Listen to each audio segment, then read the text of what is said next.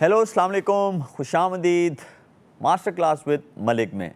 और आज का शो बहुत स्पेशल है। वो इसलिए है क्योंकि पाकिस्तान क्रिकेट के प्लेयर्स जो हैं उनके साथ हम लोग बात करेंगे, उनके फेवरेट्स के बारे में पूछेंगे और आप लोगों तक पहुंचाएंगे बहुत मज़े की टिप्स। पाकिस्तान टीम इस वक्त टूर पे है और हमारे साथ कुछ क्रिकेटर्स ने वीडियो लिंक के थ्रू ज्वाइन किया है। सबसे पहले हमारे साथ हैं शान मसूद। अस्सलाम वालेकुम शान, कैसे हैं आप? अल्हम्दुलिल्लाह शुएब भाई। अच्छा, मुझे आपसे ये पूछना है कि how is the transition going from an opener to a middle order batsman? Shoaib भाई, आई थिंक आप जब ओपनर होते हैं तो you play through different stages जब आप लंबी इनिंग्स खेलते हैं। And I think white ball में स्पेशली ये देखी है कि जब आप ओपनर होते हैं और आप एक 100 करते हैं तो you go through all phases in an innings. तो आई थिंक ट्रांजिशन बड़ी नेचुरल रही है and I have been very comfortable with it. और जो हेल्प करती है कि जब मैंने अपने क्रिकेटिंग के अर्ली डेज स्टार्ट किए थे तो आपको हमेशा अपनी चॉइस नहीं मिलती थी ऑफ पोजीशन। तो समटाइम्स आपको बस सेटल करना होता था कि हाँ बस मैंने खेलना है तो नंबर 4 भी ठीक है, नंबर 5 भी ठीक है। शान, थोड़ा सा ये बताएं क्योंकि बहुत सारे यंगस्टर्स हैं। I am sure as a batter आपको फ्लेक्सिबल होना चाहिए, जैसे बॉलर्स होते हैं कि उनको किसी भी सिचुएशन में बुला के कैप्टन जो है उनसे बॉलिंग करवाता है। तो इसी तरह आपने बहुत सारी ऐसी ड्रिल्स की होंगी एज एन ओपनर। कुछ आपने डिफरेंट किया जब आपने once you start batting in the middle order? I think थोड़ी आपकी प्रेपरेशन चेंज होती है when you are an opener. आप जब अपनी प्रैक्टिसेस भी करते हैं तो it's very new ball based, चाहे वो फास्ट बॉलिंग हो चाहे वो स्पिन हो। सब कॉन्टिनेंट में जब आप खेल रहे होते हैं तो बॉल पुराना बहुत जल्दी होता है। तो using a softer ball, using a rough tough ball के जिसमें थोड़ा सा रिवर्स स्विंग हो या थोड़ा सा सॉफ्ट बॉल हो जिसमें हिट मारना मुश्किल हो, वो कुछ चीजें जिसकी प्रेपरेशन ज्यादा की है। बॉल उस तरीके से बैट पे नहीं आता, थोड़े से अनऑर्थोडॉक्स शॉट्स खेलने होते हैं तो like bringing out the reverse sweep, कभी कभार स्वीप भी मारनी होती है। तो थोड़ा सा आपको अपने कंफर्ट जोन से बाहर निकलना होता है इन टर्म्स ऑफ जो नए बॉल पे आपको फील्ड रिस्ट्रिक्शंस और बॉल जो बल्ले पे आ रहा होता है आपको थोड़ा सा कॉम्प्रोमाइज करना होता है। वो प्रैक्टिसेस करनी होती है कि जब बॉल थोड़ा सॉफ्ट होता है या बॉल थोड़ा सा रिवर्स हो रहा होता है। I am sure as an opener आप जब ज़्यादा ओवर्स के लिए बैटिंग करते हैं तो जैसे ही जो पावर प्लेज हैं उसके बाद रनिंग बिटवीन द विकेट वाला एलिमेंट बहुत ज़्यादा आता है। So since you have started batting in the middle order, उसमें कोई ऐसी स्पेसिफिक ड्रिल करते हैं आप जहाँ पे रनिंग बिटवीन द विकेट को भी और ज़्यादा इम्प्रूव किया जाए? आई थिंक मैं बहुत फॉर्चुनेट हूँ कि मैंने जिन प्लेयर्स के साथ स्पेशली पाकिस्तान में खेला है, पाकिस्तान टीम में खेला है, रनिंग बिटवीन द विकेट्स की हमेशा एम्फेसिस रही है। तो चाहे हम ओपनिंग कर रहे हों चाहे हम मिडिल ऑर्डर में खेल रहे हों। अभी अगर करंट टीम में भी देखें, रिजवान के साथ मैंने पीएसएल बहुत खेली है, बाबर के साथ जब भी पार्टनरशिप्स हुई है हमारा फोकस बहुत रहा है कि हमने एक दूसरे को स्ट्राइक से हटा के दूसरे बंदे को सामने लाना है ताकि वो बॉलर की जो एडजस्टमेंट हो वो मुश्किल हो। तो आई डोंट थिंक प्रैक्टिस कोई ऐसी स्पेसिफिक की है, लेकिन हाँ कॉन्वर्सेशंस बहुत होती हैं कि ये वाला फील्डर हल्का है, फील्डर्स आइडेंटिफाई करते हैं। और हम कहते हैं कि इवन जैसे फास्ट बॉलर के पास बॉल जाता है पीछे तो, या कोई बॉलिंग कर रहा होता है उसके पास पीछे बॉल जाता है बाउंड्री पे, हमेशा कहते हैं कि इसको पुश करना है, या जो हमें थोड़ा सा वीक फील्डर लगता है हम कहते हैं इसे पुश करना है या इसके खिलाफ रन नहीं लेना। तो काफी कॉन्वर्सेशंस काफी होती हैं कि किस तरीके से रनिंग करनी है। आपने काउंटी क्रिकेट में आप कैप्टनसी कर रहे हैं, तो difference between captaining in are domestic circuit और काउंटी क्रिकेट कौन सी ऐसी चीज़ है कि जिसमें हम भी इम्प्रूवमेंट लेके आ सकते हैं? I think first and foremost उनका प्रोफेशनलिज्म। ऑब्वियसली देर लकी के उनकी जो रिसोर्सेज हैं, उनके पास जो जो जो स्टाफ है, उनके पास जो ग्राउंड्स हैं, उनके पास जो फाइनेंशियल रिसोर्सेज हैं, वो ऐसे ही लगता है कि आप कोई इंटरनेशनल मैच खेल रहे हैं। तो उनका जो एक प्रोफेशनलिज्म होता है कि जिस तरीके से आप आते हैं, उनका स्केड्यूल होता है कि इस वक्त ये नेट है, आपको जो रिक्वायरमेंट होती है ये चीज़ें आपकी रिक्वायरमेंट हैं। फिर कॉन्वर्सेशंस जो क्रिकेट की होती हैं ड्रेसिंग रूम में, आई थिंक वो चीज़ें जो पाकिस्तान को थोड़ा सा इसमें अपने आप को इम्प्रूव करना होगा। उनकी जो क्रिकेट नॉलेज है, क्रिकेट सेंस है, टैलेंट हमारे पास ज़्यादा है, स्किल हमारे पास ज़्यादा है, लेकिन जो उनकी क्रिकेट नॉलेज और क्रिकेट कॉन्वर्सेशंस जो उनकी ड्रेसिंग रूम में चलती हैं उसमें वो काफ़ी आगे हैं। तो यही मैंने ड्रेसिंग रूम में सबसे ज़्यादा एक चीज़ नोट की है कि हर फेज़ के बारे में, हर ऑपोजिशन के बारे में, हर ट्रैक के बारे में उनके पास इनसाइड इन्फॉर्मेशन होती है, बात करते हैं और मैच को बहुत इंटरैक्टिव रखते हैं। डिफरेंट सिचुएशंस में डिफरेंट चीज़ें शेयर कर रहे होते हैं जो आई थिंक हम लोग काफ़ी स्किल्स बेस्ड हैं, हमने हमेशा अपने नेचुरल टैलेंट पे रिलाई किया है।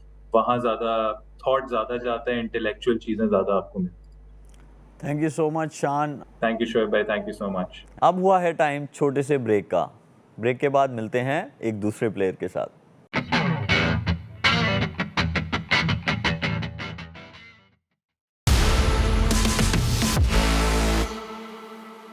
Welcome back from the break.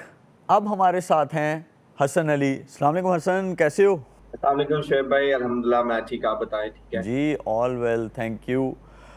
मुझे आपसे ये जानना है कि जो हमारे यंगस्टर्स हैं, क्योंकि मॉडर्न डे क्रिकेट में एकदम जो है टेस्ट मैचेस चलते हैं, फिर एकदम ओडीआई सीरीज़ आ जाती है, सम टाइम आप T20 से स्टार्ट करते हैं, टेस्ट आते हैं, फिर ओडीआईज आ जाती है। तो एज अ पेसर आप क्या सजेस्ट करेंगे कि उनका माइंडसेट क्या होना चाहिए एज अ पेस बॉलर, कि आप एकदम रेड बॉल से वाइट बॉल में गए हैं या वाइट बॉल से आप रेड बॉल में आए हैं? देखिए शोएब भाई, जब हम माइंडसेट की बात करते हैं तो ऑब्वियसली आप माइंडसेट में हमेशा पॉजिटिव ही सोचते हैं, और आपकी कोशिश यही होती है कि मैंने पॉजिटिविटी जो है वो ज़्यादा लेके आनी है अपने सराउंडिंग में और अपनी बॉलिंग में या अपनी स्किल में। और जिस तरह बात किया कि जैसे ही फॉर्मेट चेंज होता है, और देखें ये आपने अपने आप को उस तरह रेडी रखना होता है कि जैसे हम T20 खेल रहे हैं तो T20 वो 4 ओवर की गेम है, तो अगर आपको पता है कि ओडीआई आ रहे हैं तो आप 5 से 6 ओवर जो है वो नेट्स में करते हैं ताकि आपका बॉलिंग लोड जो वर्क है वो मेंटेन है। और जैसे आप ओडीआई खेल रहे हैं और सडनली फिर आपके टेस्ट मैचेस आते हैं तो फिर आप 8 टू 10 ओवर जो है वो करते हैं ताकि आपका जो है वो बॉलिंग वर्कलोड जो है ना वो मेंटेन रहे, ताकि आपको कोई मुश्किल ना हो जब आप लॉन्गर फॉर्मेट में जाएँ। ऑफ सीज़न ट्रेनिंग और ड्यूरिंग द सीज़न जो है वो थोड़ा सा बताएं, ताकि पेस बॉलिंग एक ऐसा है कि इसमें बहुत ज़्यादा लोड पड़ता है, बहुत ज़्यादा इंजरीज होती हैं। तो ऑफ सीज़न क्या ट्रेनिंग करनी चाहिए जो यंग बच्चे हैं, और ड्यूरिंग द सीज़न क्या ट्रेनिंग करनी चाहिए? शबे पहले मैं बात करूंगा ड्यूरिंग द सीजन के जो फास्ट बॉलर हैं या इवन दो कोई भी एथलीट है उसको किस तरह जो है वो अपना फिटनेस जो है उस पर फोकस करना चाहिए या स्किल पे फोकस करना चाहिए। क्योंकि देखिए जब सीजन चल रहा होता है तो हमारा ज्यादा फोकस जो है वो स्किल पे होना चाहिए कि हमने किस तरह अपना आउटकम लेना है, हमने परफॉर्मेंस किस तरह करनी है, rather than के हम लोग जो है वो घंटों जो है वो जिम में बताएं या ग्राउंड ट्रेनिंग्स करें। इससे बेटर है कि आप अपनी स्किल पे वर्क करें। Once a week I think good enough कि जब आपको 2-3 दिन का रेस्ट है तो वंस अ वीक आप जो है वो अपने जो स्ट्रेंथिंग वर्क है उस पे या कोई भी पावर है या एजिलिटी है या कोई भी एंड्योरेंस है उस पे आप काम कर सकते हैं। तो ज़्यादा फोकस जो है वो स्किल पे होना चाहिए। और जैसे ऑफ सीजन की बात है तो शोएब भाई उसमें जिस तरह अगर आप मुझसे पूछे तो अ, मैं कुछ टाइम जो है वो बॉलिंग को छोड़ देता हूँ और जस्ट फिटनेस पे फोकस करता हूँ। सपोज़ अगर 2 महीने का ऑफ सीजन है या 3 महीने का, तो 1 महीना जो वो फुल ऑन जो है वो अपनी फिटनेस पे काम करते हैं। फिर उसके बाद जो है अपने स्किल वर्क शुरू करते हैं नेक्स्ट मंथ में और साथ में अपनी फिटनेस पे भी काम करते हैं। जो मोस्ट इम्पोर्टेंट थिंग है फॉर यंगस्टर, अगर वो सुन रहे हैं तो उनके लिए ये है कि जब आपका सीजन चल रहा हो तो तब आपका फोकस जो है वो आपकी स्किल पे होना चाहिए, आपकी परफॉर्मेंस पे होना चाहिए, ना कि आपकी फिटनेस पे होना चाहिए। हम लोगों ने काफी देखा है डोमेस्टिक में भी कि सीजन चल रहे होते हैं और जो प्लेयर्स हैं वो बस रनिंग कर रहे हैं, जिम कर रहे हैं, और जैसे ही मैच शुरू होता है तो उनकी बॉडी जो है वो उस तरह रिएक्ट नहीं करती, उनकी जो एनर्जी लेवल है वो लो होता है। तो ऑब्वियसली जब आपका एनर्जी लेवल लो होगा तो आप अपना 110% नहीं दे सकते, तो उसमें फिर आपकी परफॉर्मेंस का जो ग्राफ है वो नीचे जाता है डे बाय डे। इंजरी एक ऐसी चीज़ है, वो खेल का हिस्सा है। तो जब अगर कोई इंजरी हो जाए तो आप कैसे मोटिवेटेड रह सकते हैं to come back on the field? Shoaib भाई, मोटिवेट आपने देखिए खुद को अपना रखना है। फिर मैं वही बात करूंगा माइंडसेट की। अगर आपका माइंड जो है वो पॉजिटिव सोच रहा है तो मेरा नहीं ख्याल कि कोई आपको रोक सकता है कोई भी गोल अचीव करने में। जैसे मुझे इंजरी हुई 2019 के वर्ल्ड कप के बाद, तो आई फेल्ट कि यार आई थिंक मेरा करियर खत्म हो गया, क्योंकि आपके सराउंडिंग चीजें ऐसी होती हैं। बट फिर मैंने खुद से बात की कि यार अल्लाह ताला ने मुझे हाथ सलामत दिए हुए हैं, मेरे पाँव सलामत है, so let's get up and start working again. So मैंने खुद को मोटिवेट इस तरह किया कि मैंने अपना जो मेरा रिहैब है मैंने उस पे फोकस करना है। मेरा फर्स्ट गोल यही था कि मैं अपने आप को जो है वो फिट करूँ, फिर उसके बाद जो है वो क्रिकेट खेलूँ। तो मैंने इसी तरह किया, मुझे मल्टीपल इंजरीज़ आई 16 मंथ में। तो मेरी कोशिश यही थी कि सबसे पहले रिहैब जो है वो पूरा हो, उसका प्रोसीजर पूरा हो, फिर खुद को फिट करूँ और फिर क्रिकेट में लेके जाऊँ। तो उसमें कोई रश नहीं था कि जैसे कि 1 महीने में मैं कर लूँ तो फिर क्योंकि बिग इंजरीज़ में आपको ज़्यादा इश्यू होते हैं कि बार-बार इंजरीज़ आ जाती हैं। तो मैंने अपना पूरा टाइम लिया 16-18 मंथ जब अपनी फ़िटनेस पे काम किया और उसके बाद फिर डोमेस्टिक में आया और अल्हम्दुलिल्लाह सो फार जो है वो 2-3 साल हो गए हैं, मैं जो है वो भाग रहा हूँ, बॉलिंग कर रहा हूँ। कौन सा ऐसा फास्ट बॉलर है जो आपकी इंस्पिरेशन है? मिस्टर वक्का यूनुस विक्की भाई जो है वो मेरे रोल मॉडल रहे हैं हमेशा बॉलिंग में। मैं पहले बैट्समैन होता था शोएब भाई, लेकिन जब मैंने उनको देखा टीवी पे हाइलाइट्स मैच देखी थी, तो जब वो विकेट्स ले रहे थे, फिर उसके बाद जब वो सेलिब्रेट कर रहे थे, तो तब मुझे लगा कि यार दिस इज़ समथिंग जो है ना वो मुझे I have to do this one. तो then I have start bowling fast bowling. तो विक्की भाई को मैं बहुत एडमायर करता हूँ और मैं उनकी हमेशा वीडियो देखता हूँ जब भी मुझे मोटिवेशन की ज़रूरत होती है। और सेकंडली जो अगर किसी फास्ट बॉलर को मैंने फ़ॉलो किया है, तो वो है डेल स्टेन। तो डेल स्टेन जो है ना आप कह सकते हैं कि दूसरा मोस्ट जिसको मैं पसंद करता हूँ प्लेयर वो डेल स्टेन है। तो उनसे भी काफ़ी कुछ सीखने को मिला है। डेल स्टेन से भी मेरी काफ़ी बात हुई है। फिर विक्की भाई always there to help me. तो बेसिकली इन दोनों को जो है मैंने काफ़ी फ़ॉलो किया। ज़बरदस्त। Thank you Hasan, all the best. Thank you Shiv भाई। अब हमारे साथ हैं इमामुल हक। अस्सलाम वालेकुम इमाम। अस्सलाम वालेकुम शुभ भाई, कैसे हैं आप? ठीक है, मैं मैं ठीक हूँ, ठीक अल्लाह का हूँ, अल्लाह शुक्र। का शुक्र। वालेकुम अस्सलाम। आप मुझे ये बताएं कि इंजी भाई का क्या रोल है आपके इतने अच्छे क्रिकेटर बनने में? शुभ भाई, आपको जैसे आप भी बहुत खेले हैं चाचू के साथ, आपको पता है कि ज़रा थोड़े से कम बोलते हैं वो, और लेकिन जो रोल बहुत इम्पैक्ट बहुत ज़्यादा है उनके करियर का, कि जो मुझे स्ट्रगल मेंटली शुरू में हुए, उनकी वजह से काफ़ी मुझे उसमें चीज़ में हेल्प हुई। ऑन द ग्राउंड तो वो इतना ज़्यादा उन्होंने मुझे नहीं बताया, लेकिन मेरे ख्याल से जो सबसे ज़्यादा ज़रूरी था कि इस चीज़ों को, क्रिटिसिज़्म को कोप कैसे करना है, प्रेशर से कैसे निकलना है, प्रेशर हैंडल कैसे करना है, और जो बाहर की आवाज़ें होती है, क्रिटिसिज़्म होता है, हर किसी के अपना पॉइंट ऑफ व्यू, हर किसी के अपनी अलग टीम है, तो उस चीज़ों से जो प्रेशर होता है निकलने का और उसको कोप करने का, ये बड़ा उन्होंने मुझे हेल्प किया है। तो उस वजह से जो है, जहाँ पे भी आज मैं थोड़ा बहुत हूँ, तो उनका उसमें बहुत ऑब्वियसली रोल है कि इतना ज़्यादा बोलते नहीं है, लेकिन उनकी जो किसी भी चीज़ का इम्पैक्ट है, वो बहुत ज़्यादा है। अच्छा, रीसेंट पास्ट में मैंने देखा है कि जब आप वाइट बॉल में आए रेड बॉल से, तो आपका वे ऑफ प्लेइंग जो है वो चेंज हो गया। ऑफ कोर्स हम लोगों की बहुत सारी डिस्कशंस होती थी, तो कोई ऐसी पर्टिकुलर चीज़ है जो आप डिफरेंटली कर रहे हैं वाइट बॉल में, स्पेशली ओडीआईज़ में? तो वो उसके बारे में थोड़ा बताएं, ताकि बहुत सारे यंगस्टर्स हैं जो ये शो देखते हैं, उनको ये मैसेज मिले, या कोई ऐसी ड्रिल्स हैं जिसकी वजह से, बिकॉज़ कंसिस्टेंसी वहीं पे है, लेकिन वे ऑफ प्लेइंग जो है वो बहुत चेंज हुआ है। तो इसकी कोई वजह जो है, या कौन सी ऐसी प्रैक्टिस की है आपने, या कौन सी ऐसी डिफरेंट चीज़ें की हैं? शुभ भाई देखिए, सच बताऊँ तो ऐसा कुछ मैंने चेंज नहीं किया। It's all about getting opportunities. मुझे ऐसा लगता है कि जब आपको कंटिन्यूअसली अपॉर्च्युनिटीज़ मिलती है ना किसी भी फॉर्मेट में, ऐसा नहीं हो सकता कि आप इम्प्रूव ना हो। तो मुझे कंटिन्यूअसली जो है 60 ऑड मेरे ख्याल से ओडीआईज़ हो गए हैं। तो जब आप किसी भी प्लेयर को इतनी अपॉर्च्युनिटीज़ कंटिन्यूअसली मिलती है ना, तो उसकी परफॉर्मेंस में बेहतरी आती ही आती है। तो जो बस आपसे भी जब भी बात होती थी, तो कोशिश ये होती थी कि सिंगल कैसे निकालना है वनडे क्रिकेट में, और उसके बाद फँसना नहीं है। और जो थोड़ा बहुत पिछले साल, डेढ़ साल से जो हमने स्ट्राइक रेट पे काम करना शुरू किया, थोड़ा-सा बाबर और हमने मिलके माइंडसेट अपना चेंज किया, क्योंकि अब जो है सीनियर प्लेयर्स में हम कंसीडर होते हैं, तो हम लोगों को थोड़ा-सा स्टेप अप करना पड़ता है और हम लोगों को आगे चार्ज करना है, क्योंकि जहाँ पे हमें वर्ल्ड क्रिकेट से, अगर आपको पता है हर दूसरे मैच में 330 और 350 हो रहा है, तो अगर हमने उसको चेज़ करना है, तो हमें थोड़ा-सा मिडल ओवर्स में हमने ये सोचा मिल के बैठ के कि हमें थोड़ा-सा प्रेशर डालना पड़ेगा स्पिनर्स पे, तो उसपे थोड़ा-सा हमने टैक्टिकली थोड़ा-सा काम किया, और एज़ सच इस तरह का कोई काम नहीं किया, लेकिन टैक्टिकली आप कह सकते हैं कि मिडल ओवर्स में हमने थोड़ा-सा माइंडसेट चेंज किया कि अगर आप सेट हो, तो आप एक आधा जो है बाउंड्री का ऑप्शन जो है मिडल ओवर्स में आपको हमेशा रखना चाहिए, जो कि मुझे ऐसा लगता है कि पहले मेरे माइंड में नहीं होता था। लेकिन अब ये होता है कि अगर अब मेरा 35 टू 40 पे मैं चला जाता हूँ या बीच में होता हूँ, तो मुझे ऐसा लगता है कि अगर मिड ऑफ या कवर अपर है, तो मेरे हमेशा ये शॉट का होता है ऑप्शंस। तो ये सिर्फ माइंडसेट की बात है। इमाम, आपका क्या ख्याल है, अभी बहुत ज़्यादा डिबेट चल रही है बेसबॉल पे, जो इंग्लैंड के हेड कोच हैं मक्कलम, वो बहुत ज़्यादा इस चीज़ पे इन्फसाइज़ कर रहे हैं। आपका कोई पॉइंट ऑफ व्यू है इस पे? इधर आके उन्होंने काफ़ी हमें आउट क्लास किया। अच्छा तो नहीं लगा क्योंकि हमारे अगेंस्ट ही कर रहे थे और जब आप अगेंस्ट टीम में तो अच्छा नहीं लगा था, लेकिन जो वे ऑफ प्लेइंग था वो डिफरेंट है। हाँ, हो सकता है कि उनको सक्सेस शुरू के 1-2 साल में ना मिले, जैसे कि मुझे ऐसा लगता है कि ऑस्ट्रेलिया की टीम इस वक़्त वर्ल्ड की नंबर 1 टीम है। अगर आप उनकी बैटिंग और बॉलिंग देखें, तो बिल्कुल स्ट्रगल करेंगे वो। लेकिन मुझे इस तरह की क्रिकेट अच्छी लगती है टेस्ट क्रिकेट में, क्योंकि टेस्ट क्रिकेट को अगर हमने ज़िंदा रखना है, तो मेरे ख्याल से इस तरह की क्रिकेट होगी तो क्राउड और जो लोग हैं इंटरेस्ट लेंगे, तो मैं तो इसके हक में हूँ। हाँ, सक्सेस का आप डिबेट कर सकते हैं कि सक्सेस रेट हो सकता है कि थोड़ा-सा इसमें कम हो या थोड़ा-सा देर बाद आए, थोड़ा-सा इस पे डिबेट हो सकती है। लेकिन अगर मेरा पॉइंट ऑफ व्यू है कि इस तरह की क्रिकेट होनी चाहिए।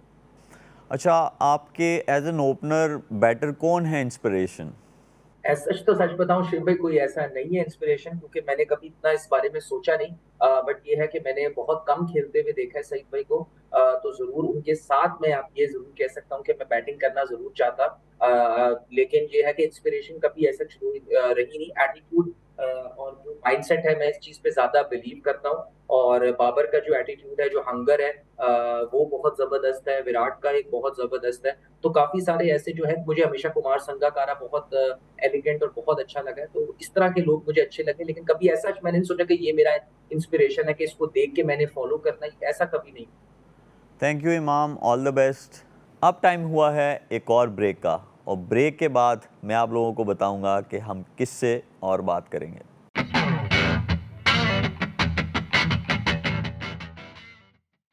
Welcome back from the break.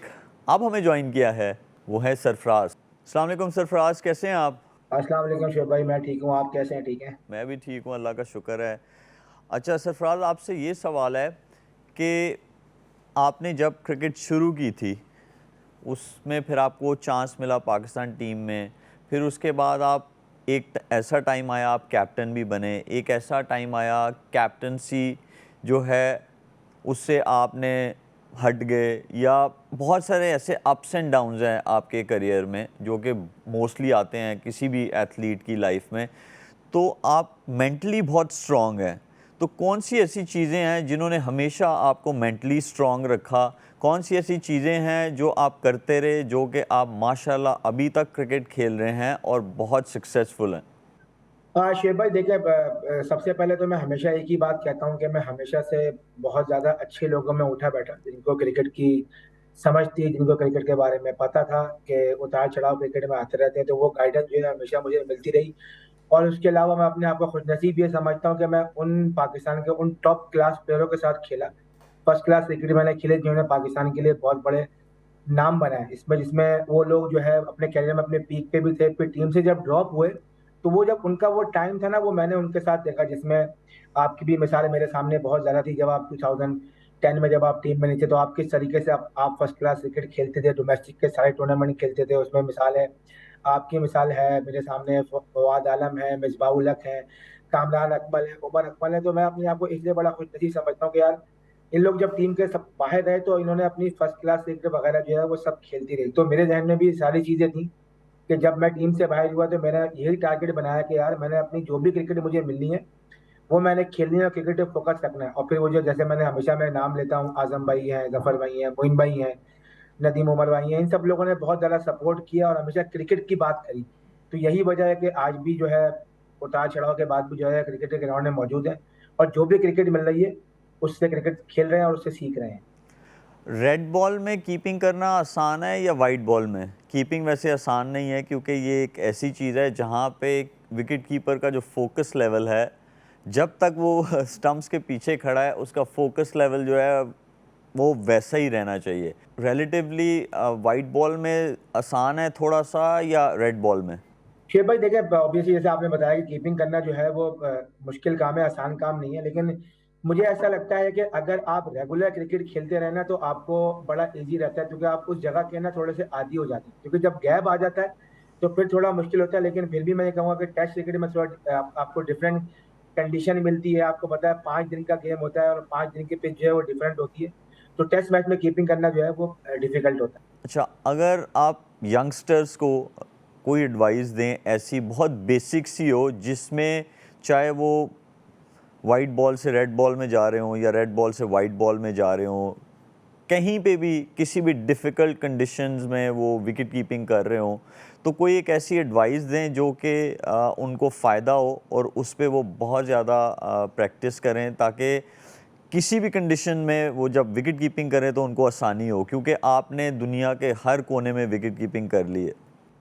हाँ शिव भाई, मेरा जो यंगस्टर है, जो बच्चे हैं, उनको मेरा यही मैसेज है कि जब भी आप प्रैक्टिस करें, कोशिश करें कि आप अपनी बेसिक को बहुत ज्यादा हिट करें, क्योंकि अगर आप की जो नेचुरल चीज है वो तो आपकी ग्राउंड में वो नजर आ जाएगी। अगर आप विकेट कीपर हैं, जो भी आपके जिस तरीके से भी हाथ आते हैं, जिस तरीके से भी आपकी पोजीशन आती है, वो ठीक है। लेकिन आप जब भी आप प्रैक्टिस करें तो कोशिश करें कि स्पेशली जब विकेट कीपिंग की प्रैक्टिस कर रहे हो तो अपनी बेसिक की जो विकेट कीपिंग के ड्रेस हैं उनको ज्यादा हिट करें, क्योंकि अगर आपकी बेसिक को आप करते रहेंगे तो जब भी आपको थोड़ा सा मुश्किल कंडीशन आएगी तो आप उसमें से अपने आप को निकाल लेंगे और इजीली मैनेज कर लेंगे। तो जितना आप बेसिक को हिट करते रहेंगे अपनी प्रैक्टिस में, उतना आपके लिए मुश्किल टाइम पे इजी होगा। आपके फेवरेट विकेट कीपर्स कौन से हैं और क्यों हैं? देखिए ऑब्वियसली मेरे हमेशा से जो है वो मोइन भाई रहे, उनको देख के मैंने बहुत ज़्यादा सीखा और उनमें एक फाइटिंग स्पिरिट थी, हमेशा से वो फाइटर कहलाए। और तो मोइन भाई को हमेशा से देखा देखा मैंने, खेलते हुए भी देखा और उनके साथ रहा भी, काफ़ी टाइम गुजारा कोयटा ग्लैडिएटर में, काफ़ी कुछ उनसे सीखने का मौका मिला। और उसके बाद जब मैं इंटरनेशनल क्रिकेट में जब मैं खेलता हुआ मैंने देखा तो वो MS धोनी है। MS धोनी। बहुत बहुत शुक्रिया Sarfaraz, all the best. Thank you Shiv भाई, थैंक यू थैंक यू। हमारा नेक्स्ट सेगमेंट है Lipton green tea fitness tip of the day.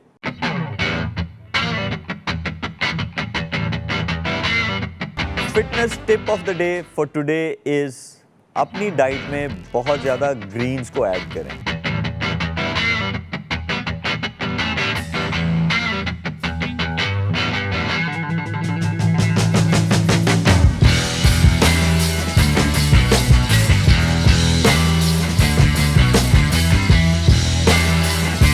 अब वक्त हुआ है लिप्टन टी स्किल्स टाइम का।